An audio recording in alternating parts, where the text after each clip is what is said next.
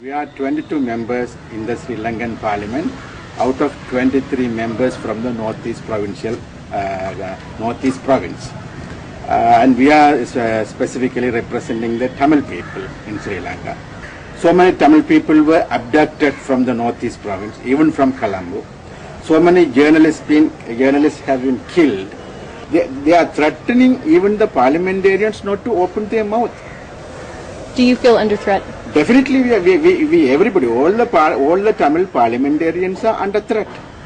Not only me, my colleagues also under threat. So actually, of course, no, we have to go back. I am here on in a small visit. I have to go back. I will be going back on 2nd of the next month. But you know, in Sri Lanka, whether it's parliamentarians or journalists or intellectuals or anybody else, at the moment, you know, they are very scared to open their mouth, because it's like, you know, Nazis rule or like that, you know. You know, if we are support them, okay, are you my friend? Then support us. Or otherwise, you are my enemy. Like George Bush. If you support me, okay, you are my friend. If you criticize me, you are my enemy. That's what the Sri Lankan government is also doing. Most of the area is, that belongs to the people, private lands, are under the control of army. So simply the civilians couldn't go back to their own land. They couldn't continue their day-to-day life. Not only that, even the large area in the sea was banned. The fishermen, they can't go to sea. They can't do the fishing. So actually the people, they are under the army control area. They can't do the fishing. They can't do the agriculture works. Gradually, you know, they have to depend on the government for day-to-day life. So these people have been taken from their land and they're put where? They're in the refugee camps. They're in the refugee camps. Actually, even last 15 years, more than 100,000 people, they are in the refugee camp only in Jaffna, apart from other areas. You see? So actually, when we were asking that, the government is not cooperating with us, because government always listen to the army. Army always sees things through the security point of view. They said if they allow the people, there will not be any security for them. So when we say that, look, you know, there is a ceasefire agreement. You know, if you go ahead with that, started to talk with LTT, find a proper settlement, then you have to go for that. Why are you thinking about the war? Right? You know, if you think about the war, then you have to, you know, do so many things and you will go towards the war. But if you think about the peace, then you have to, you can go towards that. But you know, if you are not allowing the people, you know, we are in a position couldn't answer them, because that is their land. The fishermen, he couldn't go to the, they couldn't go to the sea. You know, what is their livelihood? They don't want to allow the people live in their own area. Genocide in various ways: chase them away, kill them, put them in the refugee camp. You see, you know, if they're in the refugee camp, there's no education, no facilities, nothing.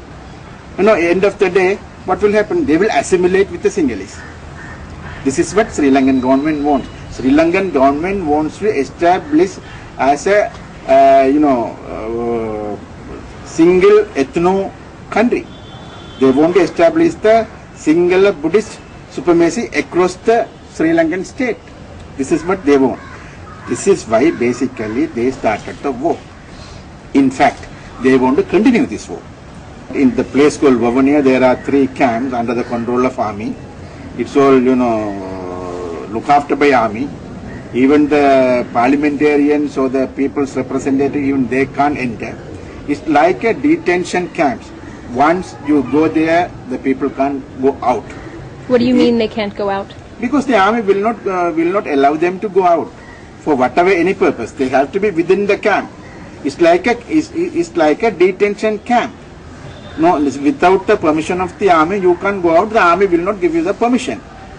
For small example, actually the ICRC brought about 300 injured people from the war zone area to Vavuniya.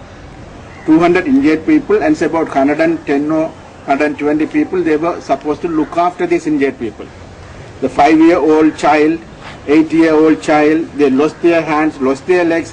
They were admitted in the hospital. But after 10 minutes, all these people who were supposed to look after the children were taken away and they put in the detention camp. The child is crying at the hospital. He wants to see her parents, mother. Mother is crying from the camp. She wants to see his son or daughter in 5 years. Nobody is there to look after them. But the government didn't allow. The government didn't allow them to go. Actually, my colleague in Governia, he called me. He said, look, this is what happening.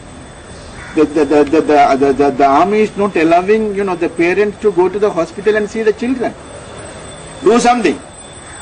I went to the Indian High Commission. I met the Indian High Commissioner. I told him, look, this is what happening. Do something. And he called the Defense Secretary. But Defense Secretary said, no, we can't allow them. Whoever they are coming from, all are tigers. We have to screen them. We can't simply allow them to go. Yeah, I'm sorry. The High Commissioner couldn't do anything. This is absolutely a humanitarian thing. Small child, 5 years, 7 years, 8 years. They were separated from the mother, father. They are in the hospital. Who is going to look after them? This is how actually the war zone area or the so-called welfare camps, all those things are like this. So when people are taken to the welfare camp, how long are they expecting to stay there? So far there is no stipulated time, but according to the information which we are getting, they are going to be there for another 5 to 10 years.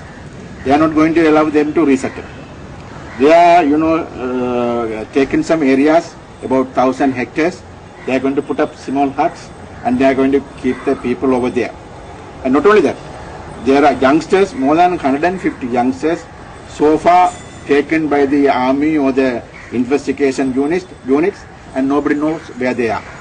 So the youngsters who are coming from the war zone area to the so-called welfare camp, or under the control of army, they are just vanishing. Actually, the army has taken them in the nights, and the very next day nobody knows where they are. That is the situation. Now the ICRC is taking the injured people by sea from the war zone area to a place called Tringamalai. The Tringamalai, there's again a Tamil area where, as I told you, my parliamentary group leader belongs to that area, Mr. Sambandhan.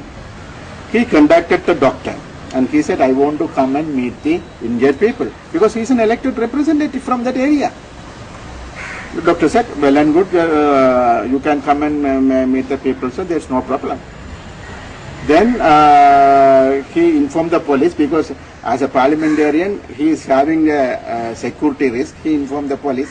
Police said, that is not under our control, that is the control of the army, please talk to them. Then he contacted the army. In the beginning, army said, okay sir, you can come, you can see the people. But within 1 hour they called him again and said, you have to get the permission from the Ministry of Defense. You see, to go to the hospital, which is in his electorate, to meet the injured people, he has to get the permission from the Ministry of Defense from Colombo. Then he contacted the Ministry of Defense. The secretary is Khotabaya Rajapaksa. He is the brother of the present president. He contacted him and he asked him, look, I want to visit the hospital. I want to see the injured people. I am sorry sir, you can't go because we are having a policy decision not to allow any other people to the hospital. Then he said, no, in that situation I have to talk to your brother, the president of this country, to get the permission to go. He said, even the president can't overrule my decision.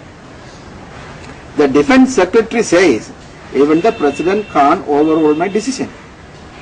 This is how things are functioning in Sri Lanka. Regularly, we are meeting the international community, we are meeting the mission people in Colombo, Americans, British, Europeans, Indians, everybody. We are going all over the world and meeting them, telling them what is happening, what is ground reality. Everybody knew it. Nobody is denying that. Everybody knew that there is a total impunity in Sri Lanka. Everybody knew that there is an unwanted war is going on in Sri Lanka. Everybody knew that the Sri Lankan government is bombarding his own citizens. But we are helpless. Nobody is coming forward to support us. Nobody is coming forward to solve this problem.